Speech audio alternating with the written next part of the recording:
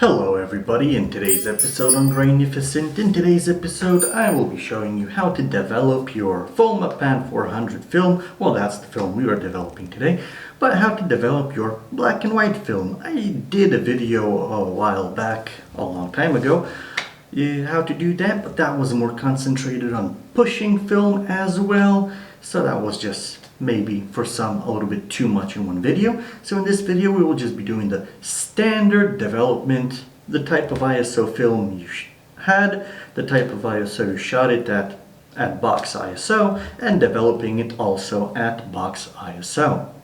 So what will we need for this? Well, of course we will need our films, or film.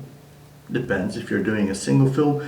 I'm doing 2 rolls at once because I can't, but the process is the same, just you would be putting less liquid, or even in the same amount of liquid. If you would do the same amount of liquid that I'm putting in for 2, just develop 1 film, that won't matter because it's all about dilution, not about the amount of liquid. I will be telling you how to calculate your dilution as well. So we need film, of course, and what else will we need here? Well, of course, we need our developing tank. There's many different types of developing tanks. I didn't put mine together before during the video. There's many different types of developing tanks. Just get any type of developing tank you want online. If you're just starting out, get the cheapest one possible. If I remember correctly, this is a Patterson tank, so they're not that expensive, and they can take in up to 2 35mm films, one 127 format film, or 1 roll of 120 or 220 film. Technically, you are able to spool on 2 rolls of 120 film onto a single spool. They look just like this. But you would have to play around with taping them together and stuff like that. So these are regulated spools. You could change them. This is 120 format. And this is the 35mm format. And this is 127. 127 is a little bit larger than 35, but smaller than 120. This is 120. So as you see, we will keep it. We have 2 spools like this, each of the films. I will make a separate video of how to load film onto these spools and how to do that. I did that in the previous video. I put it into the video, but people still ask me and don't know how. They don't want to watch the entire video. Of course, I understand that. They want to know specifically how to load it on spools. So a video like this will be made as well, and it will be linked in the description down below when it does come out. We need spools into our tank, of course. What else do we need? Well, we need a thermometer, any type of thermometer that will help us to make sure our temperature is right, not too hot, not too cold. We need as close as the specified temperature as possible, because the higher temperature you have, the faster the reaction will take place. That means shorter developing time, so technically good, but not always, because a higher developing temperature will also create higher contrast, stronger grain, so you can amplify that very much. If you do a very strong concentration and a very high temperature, you can develop your film in 30 seconds, but boy, that's going to be completely black and white, I would assume. I never tried. I should try that once. The next thing we need, obviously, we need our developer.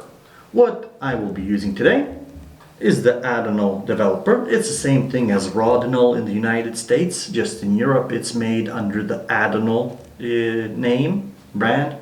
So any form of the Rodinal Adonal Developer will be basically the same thing.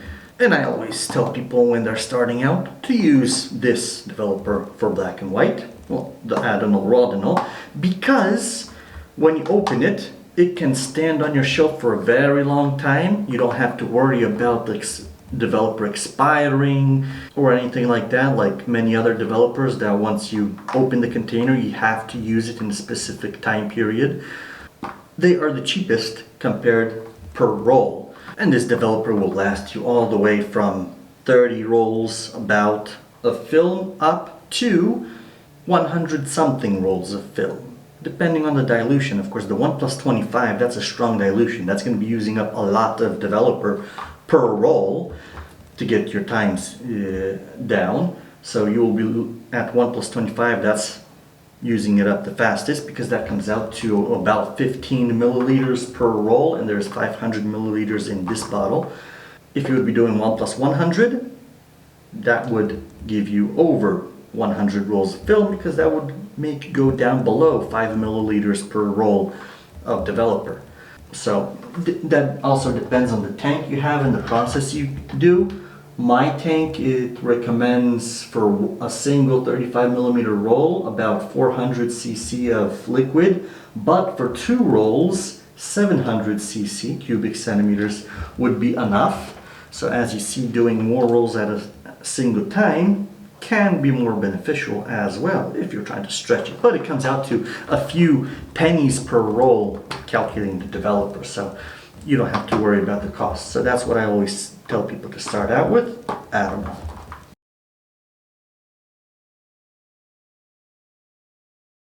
And so we have this page. The link to this you will find in the description below, but here we can choose our film on the left, Fomapan 400 in our case, and developer Rodinal, and we click search, and we have all different, of course there's much more combinations you can do for the dilutions and development ISOs and times. This is a good list you could start from. So we have Fomapan 400, we shot it at 400 and we want to keep it at 400. So this over here, the ASA ISO, is what ISO you want to develop at this film. We want to develop our film at the 400 ISO to keep it that way. So here we have different dilutions available for this ISO.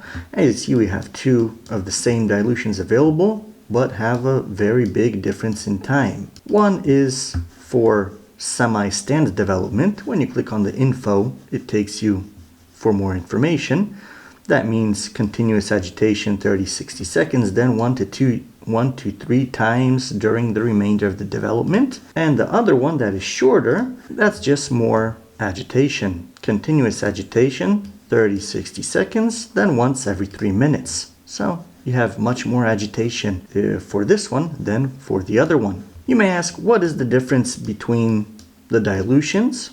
Why does it matter? Why should I stand there for 120 minutes, because this is all in minutes, and wait for my film to develop? Well, the point in this is stronger dilution, that means a smaller number, that is more developer, shortens the time, but it boosts your contrast and grain. If you have a weaker dilution and a longer time, so the weaker your dilution is and the longer it is in there, it creates much more finer grain, much more higher quality grain, and a smaller contrast. You have more detail in the highlights and more detail in the shadows and blacks. Stronger dilution can crush the highlights and the shadows and blacks, creating a higher contrasty image. So that's why you can decide whether you want more contrast, faster development, and you're okay with the higher grain, or you want the best of the best of the best from your film. That would be the weaker dilutions, longer development. What we will be doing today is a faster development, 1+25. That will take us to 5.5 minutes. This is for 35mm film, 120 film format, and sheet film format. But usually the times are always the same exact for each one. So as you see here, we will be doing 1+25 to get 400 ISO at 5.5 minutes of dilution time. And this doesn't have any notes, but this means that you agitate it for 30 seconds and then 10 seconds every minute. That's at least what I do at 20 degrees Celsius temperature. So let's get back into developing. What do we need next? Well, next we need a fixer. Of course, I keep my fixer in this bottle because it's already pre-diluted. I'm using this fixer, has the same basically pro as the Rodinal Developer. I diluted this about 2 years ago and I still use it. I stopped counting how many rolls I made through this. I will link down in the description below how to test your fixer before each development. You could do a simple test before each development. If it passes the test, that means it's still good. You can keep using it. So take a look at the test down below if you want to see how to test your fixer. This is the Ilford Rapid Fix or something like that. It came in a set for paper developing, paper print developing, so I use it as well for film fixing. So as I said, you don't need much and it lasts a long time depending on how many rolls you're going to go through it. I don't go through that much rolls, but I would say like 2-3 rolls per month. It's got some rolls through it, but you will need a fixer. And then after that you should have a little syringe type that you could measure out in milliliters the small amounts of developer, so you can get a very high accuracy in this. That is helpful. If you don't have a syringe like this, you need beakers anyway, so a little beaker is also good, but this beaker wouldn't be that accurate because the lowest you can go is 10 milliliters in this beaker. It's less accurate, but also helpful, and if you're doing 2 rolls at a single time, you're going to use more than 10 milliliters of developer, so it is helpful as well. And of course we need a bigger beaker to mix our developer and water in before pouring it into our developing tank. And these beakers are Patterson beakers as well. You could buy whole Patterson sets for home developing.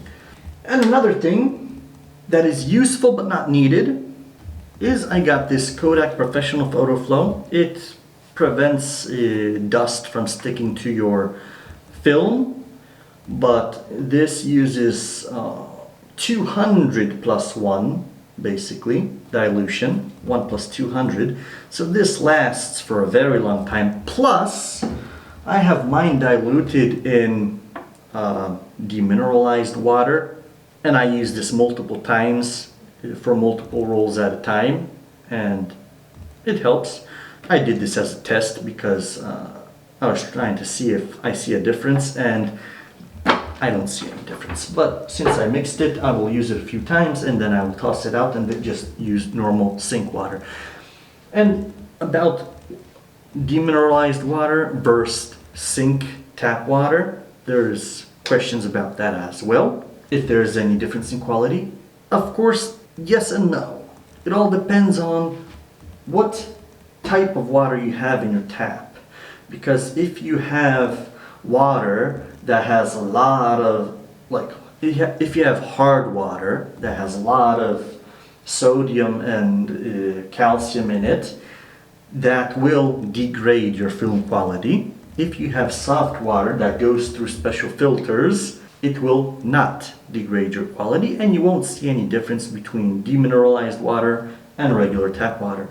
I have soft tap water that goes through special filters in the house, and so I don't have any problems with that. One way to find out if your water is good enough from tap is look at your teapot. If you have big problems in your teapot with stones forming from calcium or sodium and stuff like that, that means you have harder water, and you will need, for amateur photography, it's not going to matter, right? For trying out new things, it's not going to matter. But demineralized water would give you that itsy bitsy tiny boost in quality, but that's not too big of a difference, so you don't have to worry about that too much. But if your teapot, from hundreds of uses of boiling water, is still perfectly clean inside with no stone deposit in it, that means you have perfect quality water and you don't even have to worry about nothing at all in that scenario. And so, another thing you will need, that's just any type you could get your hands on, is some clips to hang your film on. These are Patterson, right? Patterson clips. They come in pairs like this because one, the little gray one, is very light. It goes on the top of the film to hang it on. The black one is heavy. It's to put on the bottom of your film and to weigh it down. So it doesn't twist and turn while drying, it just hangs stretched like that. So these are good, but you can hang your film by anything you need, but you need something to hang your film by. And of course, if your film isn't left with the leader sticking out, because of course most cameras don't leave automatically film leaders sticking out, and sometimes, and in other cameras and you manually rewind film, you need to exercise to get to know when to stop rewinding to leave the film leader out. But if you rolled your film leader in, then of course you will need this is a Kaiser film leader thingamajig, film picker, that's what it says named here, film picker. And of course, to load the film onto the spools, you need to do it in complete darkness. You can't do it in daylight because you would ruin your film. And I am going to load it, and I'll be right back. And so, I got my film loaded into the canister. We can go into filling our big beaker with water. On most tanks, on the bottom here, it will say how much fluid you need to cover your film. Because also one of the mistakes I made in the previous video I was doing about developing film, I put not enough fluid, so I only developed half of my roll, or 3/4, something like that. So yes, that was a mistake. You find out after everything's done and you can't undo it. So yes, double check how much fluid you need. If your tank doesn't say how much fluid it needs for one roll, for example, the best way to find out is just put in the empty spool inside of your tank, load it up just as it would be when you would be developing it, and fill in water just to cover up the spool. Just about cover it up, or a bit higher, it doesn't matter. As long as the spool is under the fluid, it's going to be good. And then pour it into the beaker and find out how much you would need of fluid for your specific tank. But usually tanks should specify how much you need. So this one specifies that for two 35mm rolls, I need 650 cc of fluid. I will be doing 700 cc of fluid, just in case. So 700 cc of fluid would be a little over 24 British ounces and about 23 American fluid ounces. So that's what I'll be putting in here. And of course, when you turn on your water, you should take your thermometer, because it's easier to fill in with the water at the temperature you need than later on to worry that it's not the right temperature. So we want about 20 degrees Celsius. If you don't want to play around with temperature, another good way to do it, because the only time you need a good temperature is for the first development process. After you spill the water, the rest of the water doesn't have to be perfect. It can be plus minus 6 degrees Celsius, so it has a good range. So it's not that much of a matter there. So the one way you could do it is fill your beaker with water. That's another way if you don't have a thermometer. Fill your beaker with water. Well, you have to have a thermometer at home somewhere, because you would fill your beaker with water, set it aside so it gets to room temperature overnight or over some period of time. And then you will know that if your room is at a specific temperature, that water will be at that temperature as well. So we have now about-ish 20 degrees Celsius. So a small difference in temperature we can always even out. Because if your home temperature is like 22 degrees Celsius, you won't have to worry much, because on that website you can convert to recalculate what temperature you actually have compared to what you need, how you should affect your development time. But with the small difference in temperature, you can easily heat it up or warm it up, heat it up or cool it down, whatever you need to do with it. Then if you would have a big difference in temperature, let's get this to about 700. Yep, we've got 700 there, so we've got this ready for our developer. And a quick calculation to find out how much developer you need for your amount of fluid. So we have 700 in there, and we want to do at the dilution 1 plus 25. So we have a faster developing time. This film is not that important to be super perfect, so let's just do a quick development. The 1 plus 25, 5.5 minutes development.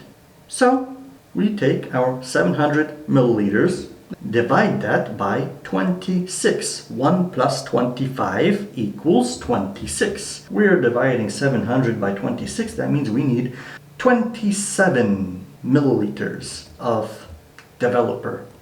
That is why I say that you're going to use up your developer much faster if you're developing it at so strong dilutions, because you are going to be using a lot of it. So we need 27 milliliters of developer. Our little beaker here allows us to measure out 20 right away, because our syringe is 3 milliliter. We would be doing a lot of pumping. We have our 20 milliliters. So we take our developer and we want to pour out 20 milliliters into here. There we go. We got 20 milliliters in there. And now 27, that means we need to use our little syringe here too. And so we got our 27 milliliters. We can double check. It is almost up at 30, so okay, we got there. Don't drink it. And we pour it in just like that. We got ourselves diluted 1 plus 25. And of course I see a piece of hair in there. You will always get some dust or something. And now, of course, another thing you will need, and of course you will always remind yourself, oh, I still need something, is a timer. Because obviously you need something to measure the time with, right? How else are you going to know if you're doing it right? So you can use your cell phone. You could take the lid off, that part where you can pour in your developer. It is light sealed, so you don't have to worry about that. And now just put it into your sink. Get your stopwatch ready, and while you start pouring it in, start your watch when you're almost done pouring it in. Not right from the beginning, but when you're almost done, so both films can have an equal amount of time counted. Alright, so we got our stopwatch started, and now for the first 30 seconds, let's just do constant agitation. So we're doing rolling, rolling, rolling for the first 30 seconds. Bounce it on the counter so you get any bubbles loose from the film. And now, every minute, you do 10 seconds of agitation. 5 agitations after a minute, after the second, third, fourth, fifth, yep. So we're waiting for the next agitation. So I will finish that and I will get back to you when we are almost done.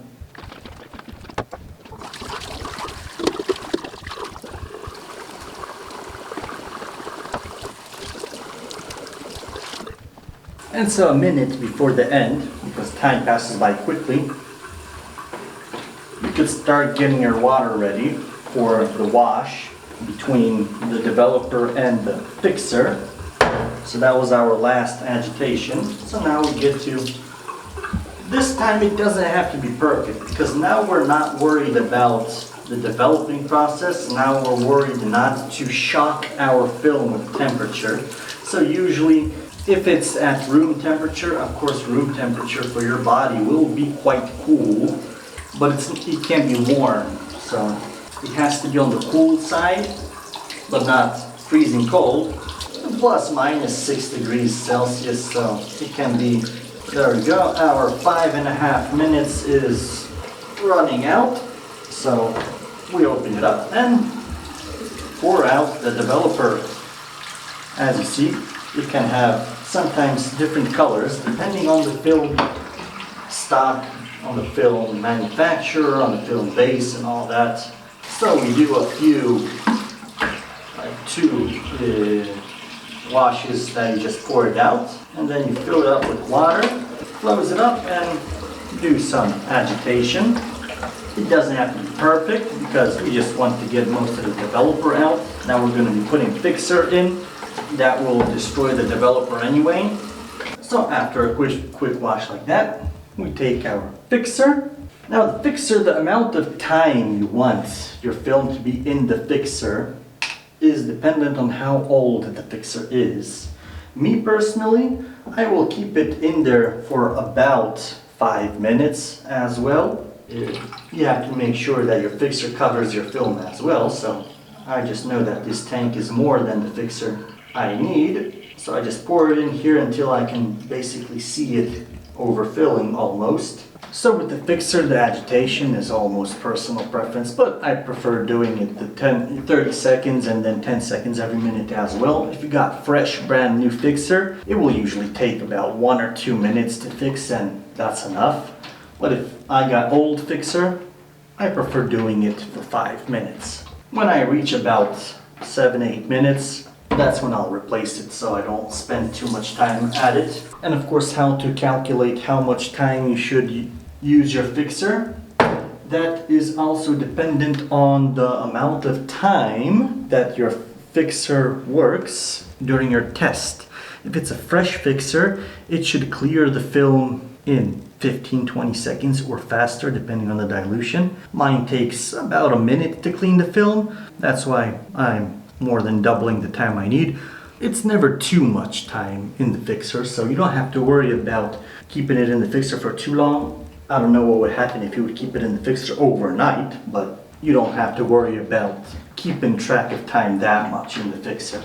Now if you're a pro watching my video, looking how amateurs do it, let me know in the comments down below. What is your opinion about fixer? It will help others as well. Our fixing time is over, basically.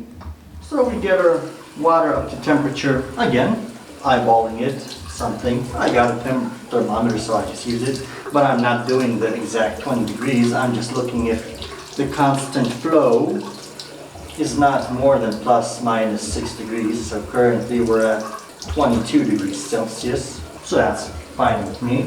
And with my fixer, obviously, I use it multiple times, so I'm not spilling it out. I'm putting it back into my tank. Of course, with some tanks it is hard to pour it out without spilling everything. And some tanks are big enough that it's hard to hold them. There we go, that can go to the side for a moment. We can close this bottle. And now we just do 2 regular flushes.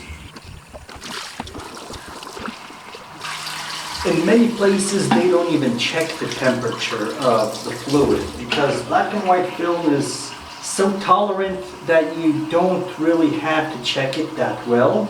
Because like at university, when I help many people out as well, but they don't have regulated faucets to put in water. You have just a standard temperature there, and you don't have no heaters or anything like that, so you're there with the temperature you have.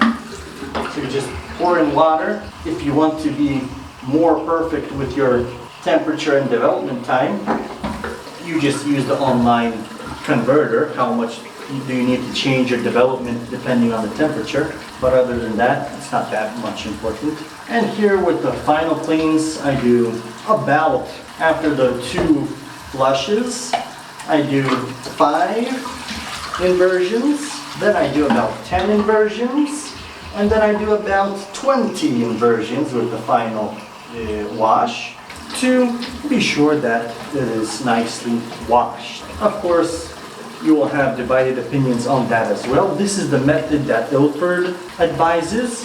Of course, I'm not really counting inversions now. It's you do a lot, then that's going to be good.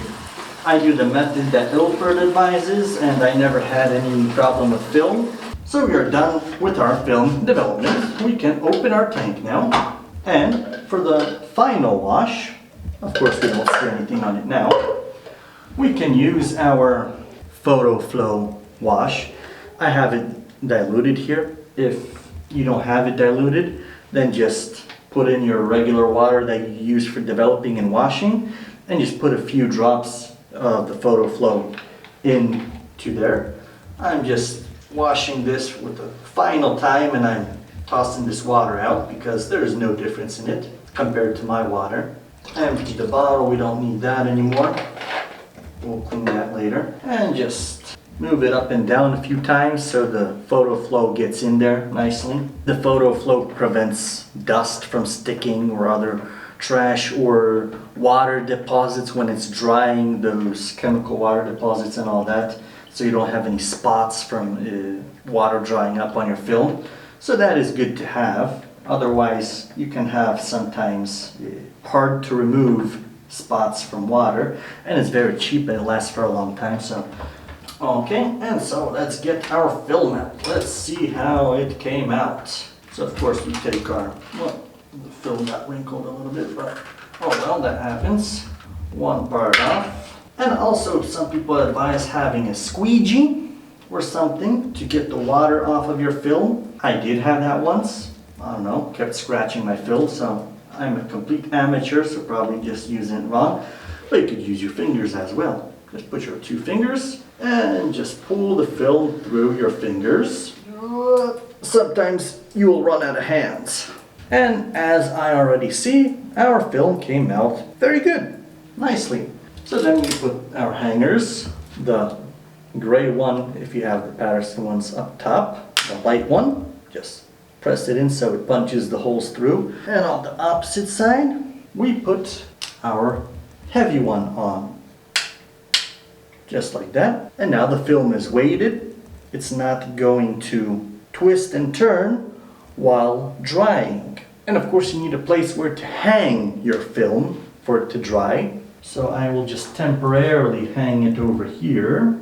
Because of course I didn't prepare another place for my film to dry. This film got wrinkled a bit as well, but that's okay. Alright.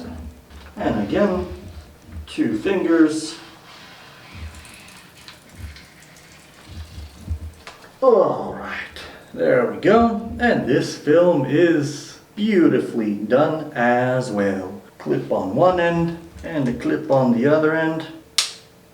Let it punch through. We will be cutting off them edges anyway, so we don't need that. And after the whole process is done, of course all you have to do is wash the dishes so you don't have any mess laying around. So when the film dries up, I will scan them as well. You can find a link down below how to scan film, either using your own camera or using a film scanner. In the video about using your camera, it's quite old. I'm just showing how I do it, but I will make a better video about that soon. And at the end of the video, you will have a slideshow with the photos, how they came out. So thank you for watching, my friends. If you enjoyed this video, please leave a like down below. It helps with the YouTube algorithm. And please remember to subscribe. It helps me out a lot. It shows me I make helpful and interesting content. And if you want to throw a tiny donation my way, a few cents, pennies, there's a link down below for a PayPal donation as well. And if you want to see my videos much earlier, because I record them in advance, look into channel memberships to see them much earlier than they post. So thank you for watching, my friends. Take care and see you in the next video. And enjoy the slideshow photos.